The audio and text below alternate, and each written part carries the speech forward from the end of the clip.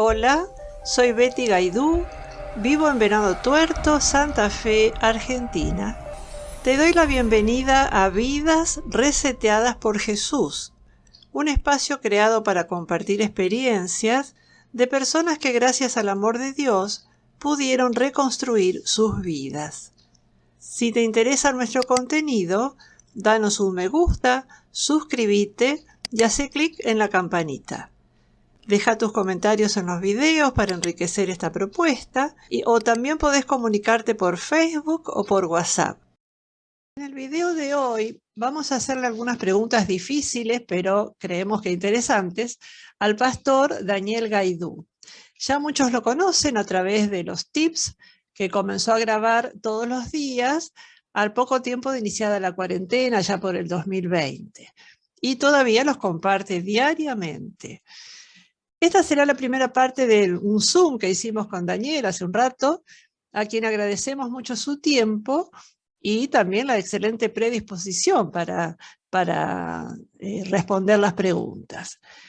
Antes de entrar de lleno en el Zoom, vamos a escuchar a León Gieco cantando Solo le pido a Dios, en una hermosa versión que grabó en el Centro Cultural Kirchner en Buenos Aires, acompañado por una orquesta de personas ciegas. La letra de esta canción, Solo le pido a Dios, supone que hay un Dios. Así que vamos a, después de escuchar la canción, a preguntarle a Daniel en esa dirección.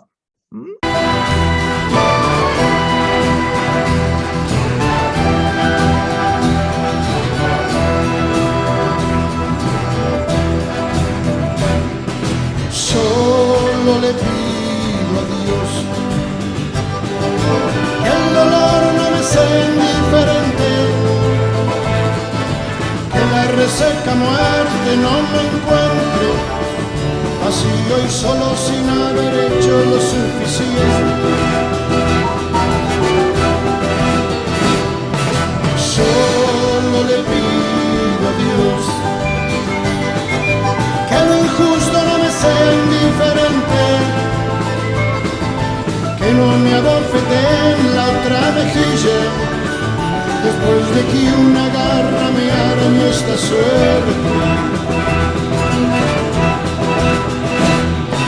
Solo le pido a Dios que la guerra no me sea indiferente, es un monstruo grande y pisa fuerte toda la pobre inocencia de la gente. Es un monstruo grande y pisa fuerte toda la pobre inocencia de la gente.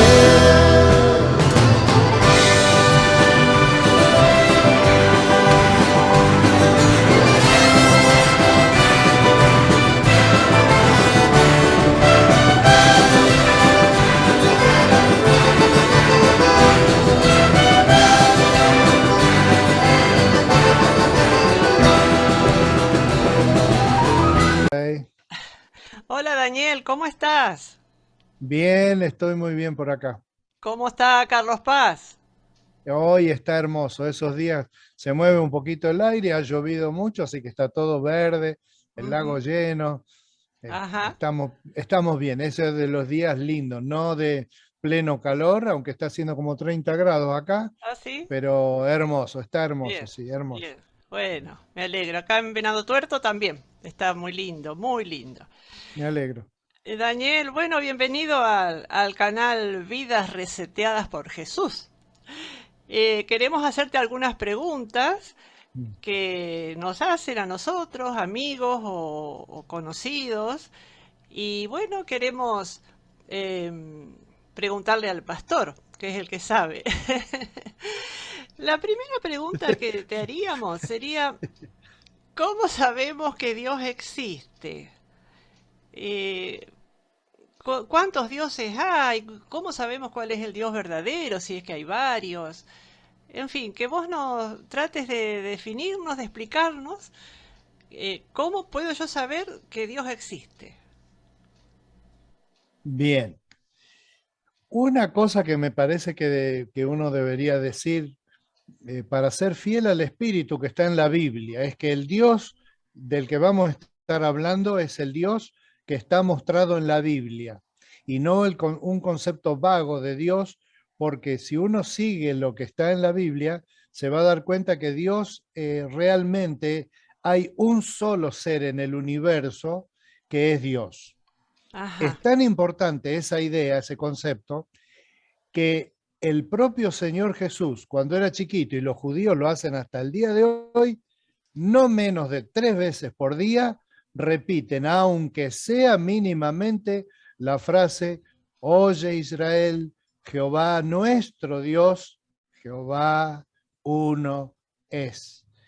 Y esa fijación monoteísta es fundamental en la fe cristiana, porque hay un concepto, y especialmente ahora, en contra de las ideas unicistas de cualquier tipo. La idea es que del pluralismo contemporáneo, ¿no? Entonces, en ese concepto pluralista que hay hoy día, hay tantos sexos como vos quieras, hay tantas personalidades como vos quieras, es tanto libertad, que es una reacción a la época de, digamos, donde todos los empleados públicos tenían que usar corbata y todos los colegios tenían que estar pintados del mismo color y todas las señoritas tenían que vestirse igual y todo. En base a ese mundo donde hemos nacido y nos hemos criado, ha habido la reacción de, no, yo hoy me voy a ir con una remera roja. ¿Y por qué? Porque quiero. Entonces dice, está bien, qué bien que él pueda elegir la remera roja y hacerlo así. Entonces, en esa forma genérica de pensar de hoy día, está la forma genérica de que después de todo, todos los dioses son iguales y que cada uno crea en el Dios como a él le cae bien y que él mismo arme su sistema de creencias, digamos. Y es cierto porque el tema entre la verdad y la mentira siempre es que las diferencias no son grotescas ni groseras siempre, sino que a veces hay pequeños matices, medias verdades, ¿no? Poco margen. Claro, es como el marido que viene tarde del trabajo porque estaba engañando a la mujer y la mujer pregunta, ¿dónde estuviste? Y él dice, estuve haciendo cosas. Entonces, no es mentira, No. pero no es la verdad. Y entonces hay en este mundo ese tipo de cosas que suenan a verdad, por ejemplo, todos los dioses son iguales. El problema es que cuando uno hace ese planteo, niega la realidad objetiva de un Dios. Dice, a mí no me interesa en este momento si existe realmente un solo Dios, porque después de todo la verdad es algo que uno contribuye a armar. Y entonces eso es un concepto que filosóficamente se llama relativismo. Es Sí. decir, no hay Ajá. ninguna cosa fija, todas las cosas están en movimiento. Y después nos quejamos porque parece que no hay ideología, que la gente cree cualquier cosa. Es lo mismo, es ese flan universal de creencias que compartimos la mayoría en Occidente, por lo menos ahora.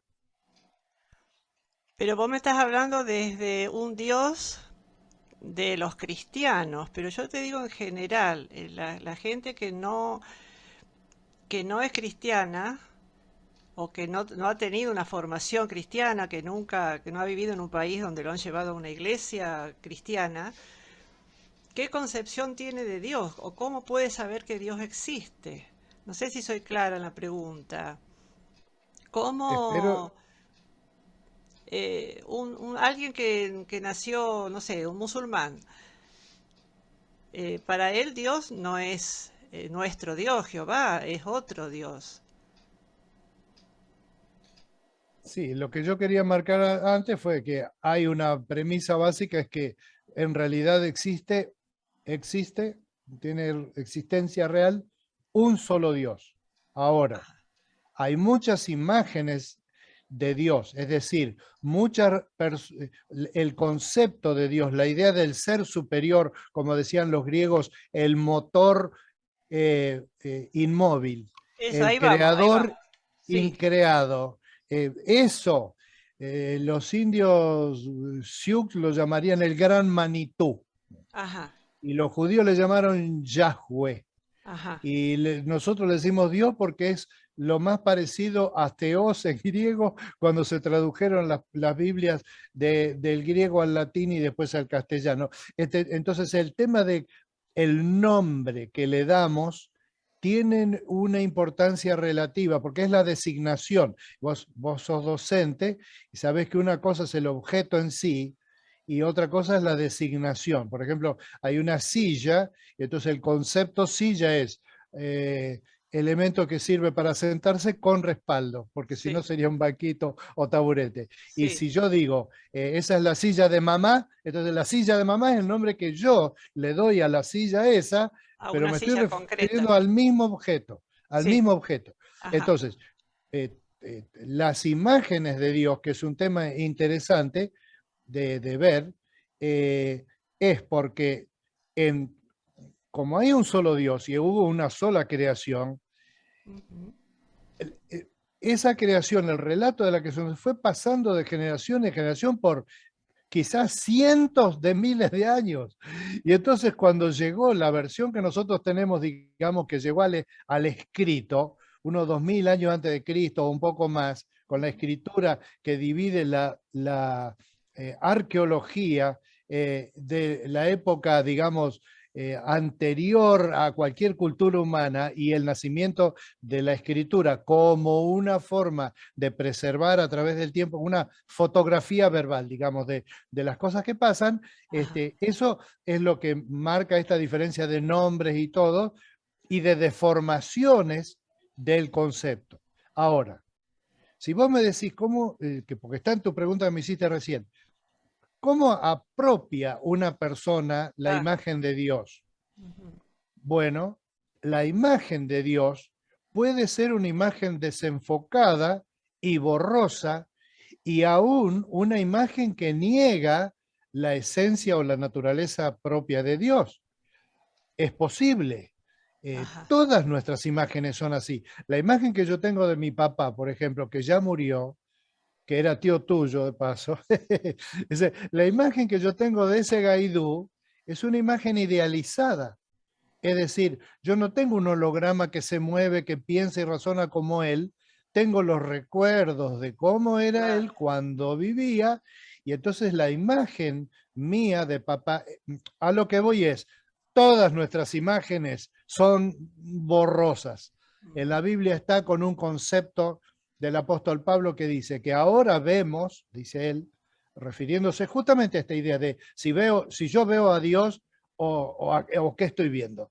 Ajá. Es, vemos por un espejo oscuramente, decía él, y no porque él hablaba de un espejo que en esa época no eran de cristal azogado como son ahora, sino que eran de metal, eran una plancha de cobre pulida, de bronce pulida, y había Sí, que sí, sí. pulirla cada 2 por 3 para poder recuperar un poco de imagen. Entonces la Ajá. imagen era distorsionada y todo, pero te servía para mirarte así, si tenías un granito o algo, lo podías ver en la chapa esa adelante. Y así es con la imagen de Dios. Entonces, sí es cierto que la forma como yo puedo tener contacto con Dios, esencialmente, este es un concepto esencial, es la fe, es Ajá. la fe. No hay una prueba, porque eso con el racionalismo se avivó esa idea de cómo puedo hacer yo un argumento que le pruebe a un amigo mío que no cree en Dios, yo se lo explico bien y él va a tener que rendirse ante la evidencia de que Dios existe. Sí, sí. No hay eso y nunca va a haber, porque finalmente la apropiación de la comunión con Dios es experiencial, va por la experiencia que llamamos fe. Ujú. Es decir, la No se fe me racionaliza. lleva, claro, no hay argumentos. No es, si vos le decís a un hincha de Boca, por ejemplo, Sí. seres detestables. No te metas, no te yo, metas en- yo soy de Ojo. Independiente. Si vos a mí que soy de Independiente, ya que ofendía a tantos, la mitad de la audiencia, si vos me Más decís a uno. mí, más uno, que el 51% tienen el voto de oro encima, la acción de oro. Si vos me decís a mí que soy hincha de Independiente, que no debería ser hincha de Independiente, porque las estadísticas demuestran que el mejor club argentino es River, como dijo el técnico este de un equipo, del Leeds, algo, bueno, de un equipo europeo. A mí no me va a cambiar, ¿eh? A mí no me va a cambiar. ¿Sabés por qué soy hincha de Independiente? Porque yo a los 9 años conocí a Carlitos, que fue mi gran amigo de la infancia. Ajá. Carlitos era de Independiente y me preguntó así un día. Mi conversión al Independiente fue así. Un día me dijo, ¿de qué? Apenas nos conocimos. Me dijo, ¿de qué club sos hincha vos? En aquella época se decía cuadros, no sé si te acordás. Qué lindos cuadros de Sí. paso tenés atrás tuyo. Decían los cuadros, yo soy del cuadro de Independiente. Entonces él me dijo, ¿de qué cuadro sos? Y yo le dije, yo soy de San Lorenzo, le dije. Y él me dijo, ¿por qué no te haces de Independiente? Bueno, Así. convertido, acá tenés. Y ahora soy convertido. Entonces las razones por las cuales yo soy hincha de Independiente no son una verdad científica, digamos. Acá las estadísticas demuestran que no. Hay factores emocionales muy fuertes, como el cariño que yo le tenía a él y Sí, el sí, sí, respeto sí, que sí. tenía por Otro. sus opiniones y todo. Y es por eso que hasta ahora el contagio del cristianismo siempre es así, es por contagio. Yo Sí, te sí. cuento a vos lo que a mí me pasó, cómo he sentido paz, cómo eso me trae una vida realmente linda. Yo estoy Pero no te contento con... adelantes, espera, espera. Espera que eso va a otra Ah, pregunta. bien. Sigo siendo hincha independiente. Podés preguntar lo que No, bueno, quieras. eso no es, no es, es harina de otro costal. Daniel, y ese Dios en el que vos y yo creemos, Mm. eh, ¿por qué no interviene ahora en esta guerra, en las catástrofes, en lo que pasó en Corrientes, en la pandemia?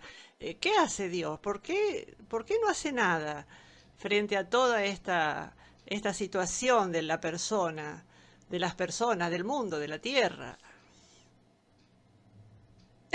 Esa es una pregunta difícil de responder y difícil de esquivar, Ajá, especialmente por ese enfoque pastoral que uno tiene, ¿no es cierto? Que lo tiene casi cualquier persona, que le llamamos pastoral porque nos gusta la idea del sacerdote medieval y que el pastor es una especie de gurú de la religión que estudia para conocer todos los misterios. y La saberlo verdad, todo. somos personas, ¿eh? Sí, Y sí, sí, claro, y saberlo. tener respuesta a todas las preguntas. Sí, ¿Por qué sí, se sí. murió mi mamá? ¿Qué? La respuesta, qué sé yo, es una respuesta grosera, pero es la respuesta verdadera a Dios es el ser superior. Nosotros somos seres inferiores, no inferiores al promedio nuestro, pero sí inferiores cuando pensamos en nuestra relación con Dios. Ahora, la respuesta a eso está en un concepto que a veces nosotros no tomamos en cuenta, y menos en esta época que nadie se hace cargo de nada. Esta es la época donde hacemos lo que queremos, pero no nos hacemos cargo de ninguna consecuencia. Los Pilatos, No nos somos todos hacemos. Pilatos. Siempre sí, porque los políticos de este país, Sí, alguien los debe votar, porque si no, no ganarían las elecciones. sí. Bueno, un tema que hay en la creación, hablando ahora en la teología, un poco más elevado que la pregunta puntual, ¿por qué murió mi mamá? O una cosa así, Ujú. a el universo, es que cuando Dios creó el universo y creó a la primer pareja, la raza humana, por decir de una forma sintetizada en esas dos personas, y de ahí en adelante, fueron responsables de los bienes que se les dio. Nosotros, yo he escuchado gente, por ejemplo, algún cristiano de estos pesados que le hablan a los demás y le insisten, los hinchan para que crean, e insisten, se ponen pesados, pero no les importa porque están dándole la revelación de Dios a través mío y le dan, le dan, le dan, le dan, le dan. Y Ajá, esas personas eh, no se dan cuenta de que eso que nosotros tenemos como una experiencia valiosa es para compartir, pero no para imponer a los claro, demás, porque claro. cada uno tiene su propia vida que Dios le dio, que es un don que Dios le dio y que Él va a resolver en base a eso y va a resolver en base a su responsabilidad.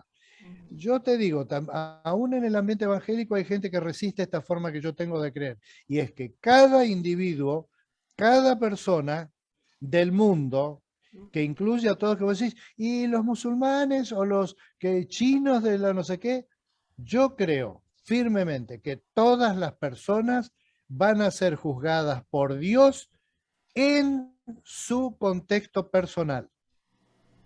Yo conocí a Dios cuando tenía 7 años, cuando murió nuestro abuelo en común, el abuelo Albino, que me acuerdo que papá comentó porque recibió un telegrama de Venado Tuerto, nosotros vivíamos en Cipolletti y Río Negro, recibió un telegrama y lloró. Él nunca lloraba, mamá tampoco. Y entonces a mediodía, cuando estábamos comiendo, hizo referencia al telegrama con los ojos brillantes de llorar y dijo, el abuelo Albino está con el Señor. Y a mí me sorprendió, yo tenía unos 7 años, me sorprendió que papá, que estaba diciendo que se le había muerto el padre de él, que había estado enfermo mucho tiempo, él lo había ido a ver y qué sé yo, estábamos, digamos, como, oh, el abuelo es frágil, y Sí, de sí, como repente murió. esperando, sí. Sí. Y entonces me acuerdo que me llamó la atención que papá hablaba de la muerte de su papá con un dolor acotado. O sea, no se desesperó, gritó, rompió las cosas, no, simplemente dijo, y la respuesta que él dijo fue, el abuelo está con el Señor. Y entonces ahí hubo un cambio en mi vida, que era muy chiquito yo, pero de darme cuenta Ajá. que había ese plafón, digamos, ese cielo, Ujú. ese ámbito que uno no toma en cuenta porque vive en la cotidianeidad, Mm, de que el abuelo realmente no estaba muerto en el sentido muerto del todo. claro. Estaba muerto para nosotros, pero en alguna forma estaba vivo, y vivo para nosotros, porque creemos, hasta el día de hoy yo lo creo, eso me sustenta, creemos que lo vamos a volver a ver. ¿Y dónde Y vamos entonces cuando así fue lo morimos? sucesivo, ¿no? Acá tengo también otras preguntitas que me han hecho. Sí. ¿Dónde vamos cuando morimos? Y depende de la plata que tengas, porque las obras sociales te cubren un cajoncito de MDF, y si tenés mucha plata podés tener un entierro como Maradona. Eh, No, no, hablaba en serio, eh, habla en serio. eso es chicaneo, chicaneo. ¿Sabés para qué es? Es para bajar los decibeles de las discusiones profundas, porque Sí, a sí, veces sí, uno cuando es muy profundo puede ahogarse. sí. Digo yo por mí, ¿no? Eh, Según dice la Biblia explícitamente, la Biblia, el apóstol Pablo lo dijo predicando en un contexto que había gente de todas partes del mundo conocido en aquella época. Ajá. Incluso gente de más lejos de la que nosotros pensamos que había en la zona ahí de Asia Menor y de Palestina. Ajá. Él dijo así, Dios ha dispuesto las cosas de manera que nosotros nacemos, vivimos, y Él ha planeado un día donde vamos a morir, y ahí vamos a dar cuenta de nuestra vida. ¿Qué quiere decir? No es que vamos a dar en aquel, entonces recién tenemos que ver cómo estamos de papeles para la presencia de Dios, sino que ahí es donde efectivamente se va a capitalizar todo lo anterior. Es como decir, un juicio. Cuando hay la sentencia final por la Corte Suprema confirmada, que de ahí ya no se puede, no hay más No hay corte, otra. listo. Entonces, ese sería como el juicio final. Una cosa que va a venir al fin de nuestra vida terrenal, donde se va a mostrar cuál ha sido nuestra conducta frente a él. Y es muy claro ese concepto de que la diferencia en qué va a pasar conmigo después que muera la muerte física está en cómo me vinculo yo con Dios.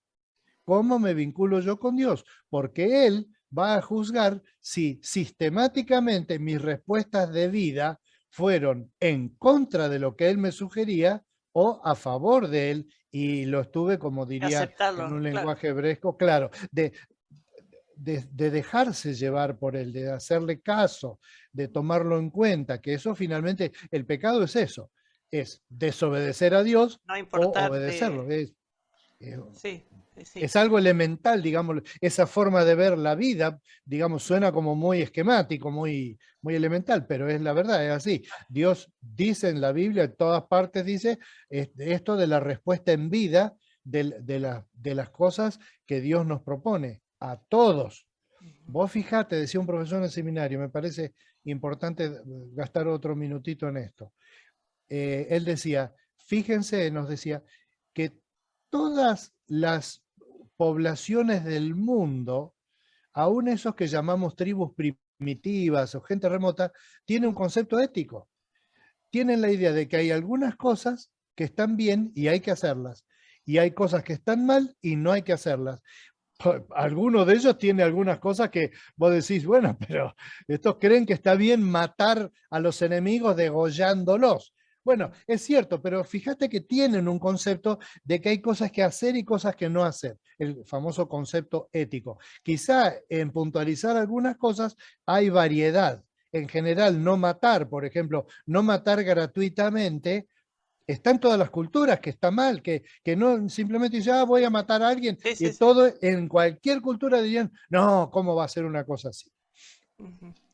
Daniel, ¿se puede hablar con los muertos, con la persona fallecida? Eh, no, es lo que decía Pablo, dice, y está establecido que uno tenga un día para morir y después de esto el juicio, es decir, después de esto las consecuencias, ¿no? Ajá, Te ajá. cuento, un día en Vialet murió una señora, una viejita de la iglesia, y vinieron familiares de Buenos Aires. Y entonces la hermana de esta señora que murió estaba en Buenos Aires, no pudo viajar porque era también viejita y estaba muy enferma. Y una sobrina que presuntamente era creyente le pidió prestado el celular a una prima, lo prendió para hablar con esa tía y le dijo, yo sé, tía, que vos la querías a María, acá te la pongo para que vos le digas lo que la querías. Y le puso el teléfono en la oreja al cuerpo que estaba dentro del cajón en la funeraria. Inmediatamente se pararon varios de los que estaban alrededor y se fueron, porque estaban teniendo una experiencia demasiado fuerte para vivir. Por más voluntad, porque yo entiendo que eso también es que cuando llegamos al borde de la muerte es como llegar al borde de un precipicio. De acá para adelante no hay ni un paso más, Claro, ni un paso más. claro. Y eso es uno de los grandes paradigmas de la humanidad, que llegamos a los límites del espacio o del tiempo y nos desespera. Sí, sí, sí, sí. Vos mencionaste antes el concepto de entregar la vida a Cristo. Dijiste que eras chico cuando vos entregaste tu vida. Pero ¿qué es eso de entregar la vida eh, a Jesús? ¿Cómo, para qué nos sirve? ¿Para qué me sirve a mí entregar la vida a Jesús? Bueno, en primer lugar, para asegurarme mi posición frente a Él. Yo Ajá. le doy mi vida, porque eso de dar la vida y todos los conceptos que tienen, que envuelven la fe, eh, todos son conceptos, digamos, son expresiones limitadas porque nuestro lenguaje es limitado. ¿Qué significa en el fondo entregar la vida a Cristo? Es como expresarle el amor a un ser querido. ¿Cómo le expresás vos? Le decís, como dice un chiquito, te quiero hasta la luna y hasta el sol. Ajá, Y ajá.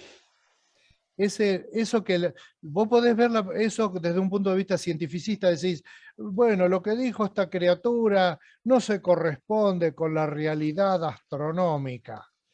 Sí, Mm. pero si vos sos la mamá y tu bebé te dice, mamá, yo te quiero hasta la luna y hasta el sol, se te derrama todo adentro, se te escapa una lagrimita así, Sí, ¡ay, qué sí. lindo! Bueno, cuando yo le digo a Dios que lo amo, a Dios le encanta esa respuesta mía en fe, porque implica creer, y a Él le gusta eso, Él quiere eso, y Él sabe que yo estoy haciendo algo que no puedo pasar más adelante.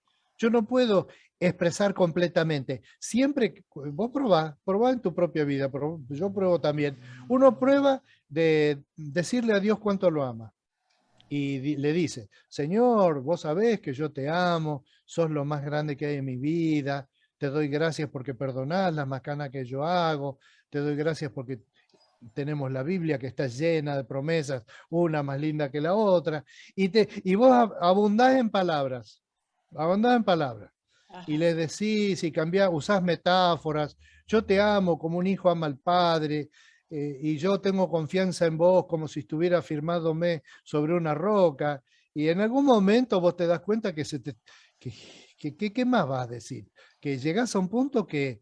Sí, sí, sí, sí. Ajá. Entonces, ese límite es justamente el de una persona que está intentando, que vive realmente entregado a Dios. Tanto es así que llega al límite, que llega a donde topa.